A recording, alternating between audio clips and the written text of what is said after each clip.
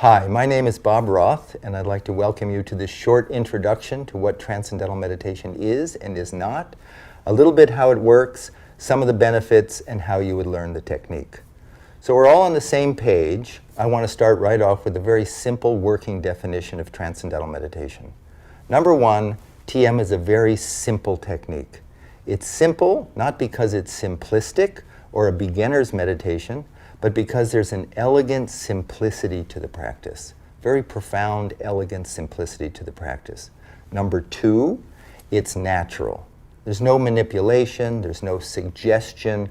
Every human being can practice Transcendental Meditation as well as every other human being. Very simple to learn and very enjoyable to practice. Number three, it's effortless.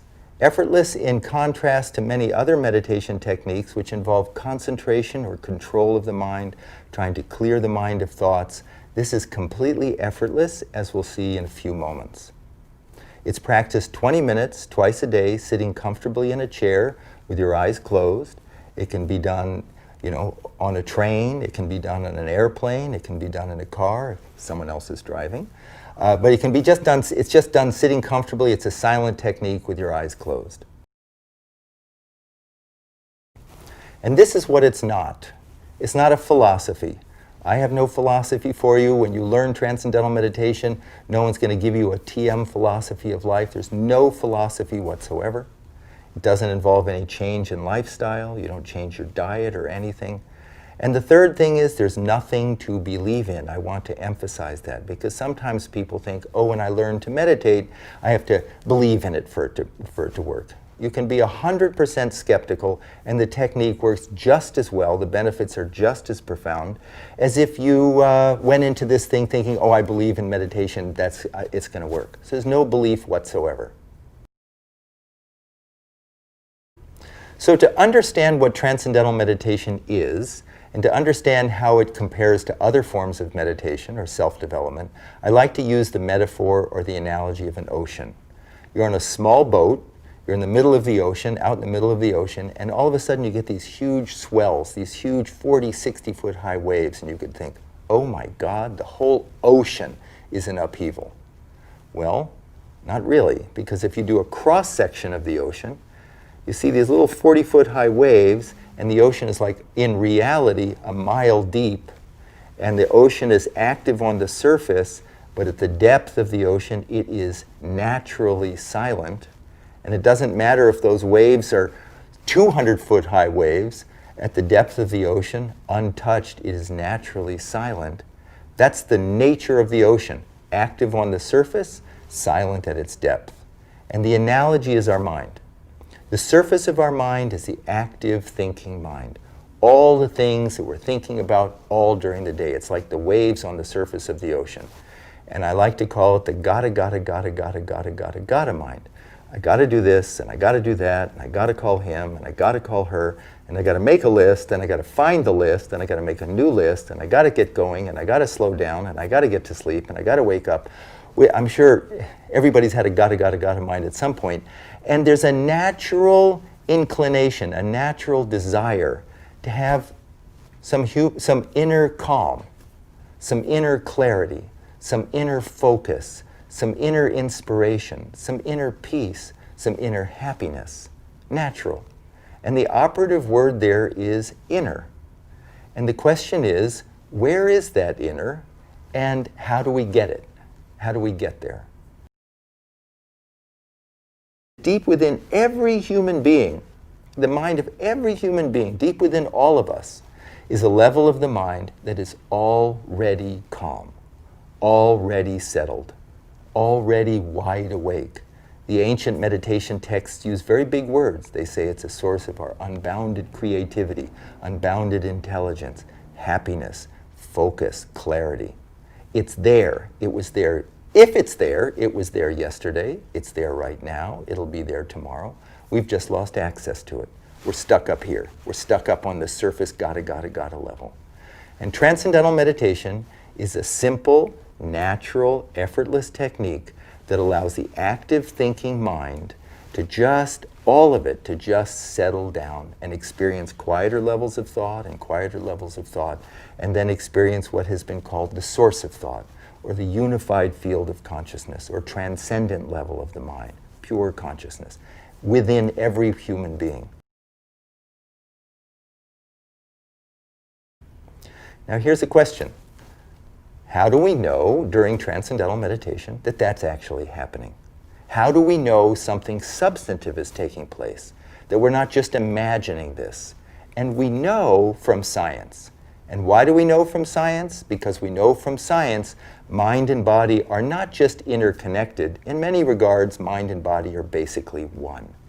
And if it's true that during transcendental meditation, your mind is just effortlessly, comfortably settling down, experience quieter and quieter levels of the mind, and then experiencing that source of thought, it must show up in a very profound and dramatic way during the meditation, and it must show up in the body. And I'm not going to go into all the details here. This is just a quick survey, but you can go to tm.org. You can, on this site, you can go to all the research that's been done. But basically what the research shows is that during transcendental meditation, your body gains a state of rest and relaxation in many regards deeper than the deepest part of deep sleep. And what that deep rest does, it allows the buildup of stress, fatigue, tension, anxiety to be dissolved, to be eliminated. When we get a state of deep rest, as I said, that allows the body to repair itself. There's a hormone, probably some of you have heard of, called cortisol. Cortisol is secreted by the adrenal glands, which sit on the kidneys, when we're anxious. So when we're anxious, the body secretes cortisol, and then we secrete cortisol, we feel more anxious. It becomes this vicious cycle. Then we feel more anxious, more cortisol, more anxious, more cortisol. We get a good night's sleep, cortisol levels drop a bit. That's why we wake up feeling fresher in the morning. Research shows that 20 minutes of transcendental meditation, cortisol levels drop 30%. It's a significant reduction in this production of this anxiety hormone. Serotonin levels, a neurotransmitter, which are so-called the happiness neurotransmitter. There's an increase in serotonin. There's an increase in another hormone called prolactin, which is present when there's a feeling of well-being. Other research shows the results of this, the benefits of this, is a significant reduction in high blood pressure, in cholesterol, reduction in risk of heart attack, stroke, atherosclerosis, a reduction in all sorts of range of disorders like bipolar disorder, trait anxiety. In the last 40 years, there have been over 340 scientific studies published in independent peer-reviewed journals, including the American Medical Association's journal, Archives of Internal Medicine, the American Heart Association's journal, Stroke and Hypertension. Wide range of some of the most respected journals in the world have published research on transcendental meditation. The National Institutes of Health have provided $26 million to study the effects of transcendental meditation on stress and heart health. The Department of Defense just provided a $2.4 million grant to study the effects of transcendental meditation on post-traumatic stress on soldiers who are coming back from combat in Iraq and Afghanistan, who have come back from those war-torn areas. I think one of the really interesting areas of research is the effects of transcendental meditation on the brain. This is interesting because every experience we have impacts the brain in some way. And so research on transcendental meditation shows very clearly the effect that it has on different parts of the brain, including the amygdala, which is at the center of the brain, and that's your fear center, the frontal lobes, which is the executive functioning, and on both hemispheres of the brain, which is the so-called analytical and intuitive aspects of the brain. And what they find is, what the research shows, is that during transcendental meditation, there's a strengthening of the connections between the frontal lobe and the back of the brain. This is important because the frontal lobes govern decision-making, planning, judgment, problem-solving, sense of self, ethical reasoning. Everything good about the brain depends upon the connections between the front of the brain and the back of the brain, between all aspects of the brain. And stress rips apart, you could say, as if takes the frontal lobes offline. That's why Does a stressed person have good judgment? Does a stressed person solve problems, plan well? No, because the frontal lobe goes offline. During transcendental meditation, those connections are strengthened. During transcendental meditation, the connections between the left and right hemispheres of the brain are strengthened. All parts of the brain connect together during TM, and because of something called neuroplasticity, those connections that we have in meditation last in daily life. And that's why people report that they think more clearly, that they make better decisions, they solve problems better. Why students find that their grades go up and their test scores go up. It's not magic, it's now the brain is optimized. The whole brain is functioning in a coherent, integrated way. In fact, there's a spreading of coherent alpha brain waves from the back of the brain to the front of the brain. And alpha brain waves are indicative of a state of restful alertness. And that's what transcendental meditation produces, a state of restful alertness. Now the big question is, how do you get there? How do you go from the active thinking, gotta level of the mind to these quieter and quieter and quieter levels to that source of thought? And how do you get there effortlessly? I'm just going to touch on it now, the fundamental principles, and answer some questions about how we get from that excited, active thinking level of the mind to that quieter level, to that level of our mind which is there right now. I want to emphasize that. In theory, it's there right now. We don't have to muscle it. We don't have to believe in it. We don't have to clear our mind of thoughts. That's trying to stop the waves on the surface. We're accessing a level of our mind that's already calm. It's a wonderful experience. It's a blissful experience. It's a satisfying experience. And how do we get there? The key thing I just said is it's a satisfying experience. I'm going to give you 3 examples of daily life of why that's important, and then tie it in with transcendental meditation. You're sitting in a room and you're listening to some music, and it's dreadful music. Let's face it, it's really bad music. And in the other room, some really, really elegant, exquisite music comes on that you just love. Where's your attention go? You turn that off. I want to listen to that, right? You don't have to think it through. Your attention is drawn to that just beautiful music, wonderful music. Or you're at a dinner party and you're stuck in a corner somewhere and you're in a really boring conversation, and just a few feet away you can overhear a really interesting conversation. Where's your attention go? You're trying to pay attention, but you keep being drawn to that more fascinating conversation. Or, third example, you go on a vacation and you have 2 books. And the first book is boring, you can't read it. The second book is great, you're absorbed in it. Hours fly by. Those 3 examples are examples of what we call the natural tendency of the human mind to be drawn towards some field, something more satisfying. Absolutely spontaneously more satisfying. Inside is a field of great satisfaction. Source of thought, great, very charming field. In transcendental meditation, we learn how to give the attention of the mind an inward direction. Instead of outward through our senses to that nice music, that interesting conversation, that, is it hard to watch a great movie? No, your attention is drawn to it. But that all goes out through the senses. Now, like that cross-section of the ocean, we learn how to give the attention of the mind an inward direction, and automatically the attention is drawn, settled quieter and quieter and quieter levels, because quieter levels of the mind are increasingly more satisfying, more satisfying. It's like you teach a child how to dive. You say, honey, just stand like this, stand here, now get those initial conditions, bend over like that. The rest is automatic. Gravity, nature takes over. In the same way with transcendental meditation, we learn how to give the attention of the mind an inward direction, and automatically the attention is drawn inward. And as the mind settles down, we notice our body gaining a profound state of rest and relaxation. That rest and relaxation releases stress, dissolves stress, rejuvenates the body, and then we're ready to go for the next 6, 8, 10 hours of our day or evening. So for the attention of the mind to settle down effortlessly in transcendental meditation, we use a mantra. A mantra is a word or a sound that's used silently. That's number one, that has no meaning. If it had a meaning, then we're stuck on the surface. What does that mean? What does that mean? The intellect kicks in. It's also a word or a sound, used silently, that is positive. It's known to be positive, life-supporting. It's a good sound for the mind to settle down.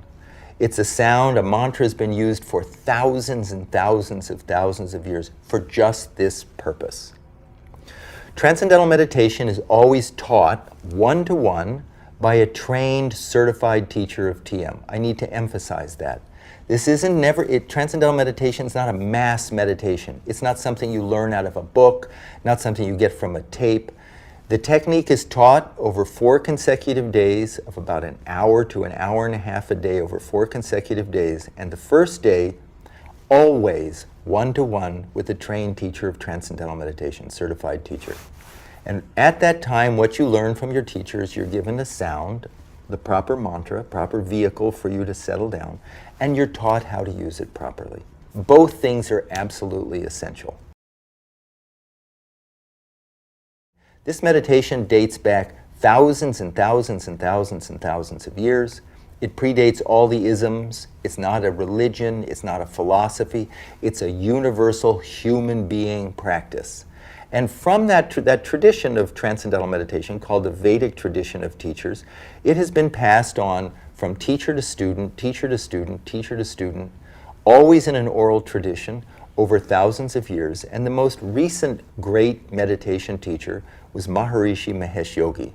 And Maharishi proceeded to teach and oversee the teaching of thousands and thousands of teachers of Transcendental Meditation who know how to select the proper mantra, the proper sound for an individual, and how to teach them to use it properly. Without both, you basically are stuck. With both, then we know how to effortlessly settle down and experience quieter levels of thought, completely rejuvenate mind and body for a much healthier, more satisfying life. How does this differ from other forms of meditation? And for this, we look back to scientific research. Because as I said, research shows that every experience changes the brain. And basically, we know from science that there are 3 different major types of meditation. The first type of meditation is called focused attention. And focused attention is something like Zazen meditation or Vipassana meditation, any meditation that involves some concentration or control of the mind, trying to clear your mind of thought, trying to concentrate on your breath. It's like trying to stop the waves from moving. It's trying to stop the wave on the surface. So it's a focus, it's a concentration. The second type of meditation is called open monitoring. And that's a mindfulness form of meditation. And that's really how to emotionally disengage and just observe and be present and mindful of your environment or mindful of your thoughts. And that would just be like observing the rise and fall of the waves on the surface of your mind. Transcendental meditation does not involve any concentration, and it's not just an observational tool. It's an actual technique called automatic self-transcending, which allows the active thinking mind to experience quieter and quieter levels of thought, and then transcend thought and experience the self, experience our own unbounded nature.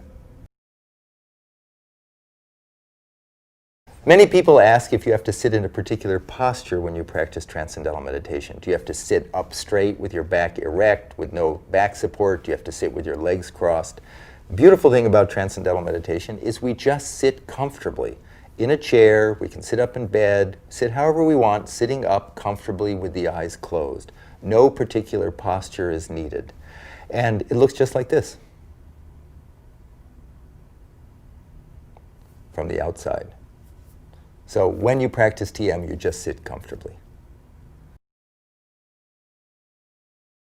I'm a very skeptical person by nature, and when I heard about Transcendental Meditation, when I attended an introductory lecture 45 years ago, at the end of the talk, I asked the teacher, how much of this do I have to believe in for it to work? Because I don't want to have to believe in anything. And the teacher told me that I could be 100% skeptical and the technique would work just fine. Now, she didn't have a cell phone, but she did have a pen, and she said, you don't have to believe in gravity. As a matter of fact, you can think Newton's laws of gravity is a complete joke. But if you drop, in this case, a cell phone, the phone falls. In the same way, we don't have to believe in anything to practice transcendental meditation and to gain the benefits. And that's because we are hardwired for the experience. It is a mechanism, it's who we are. Transcendental meditation is just a simple, natural, effortless technique to give access to that calm, silent level of the mind that is always there, but is overshadowed because of the constant noise, crazy of the day. So there's no change in lifestyle, there's nothing to believe in, there's no philosophy. It's just a simple, natural, effortless technique that once learned, you carry with you for the rest of your life.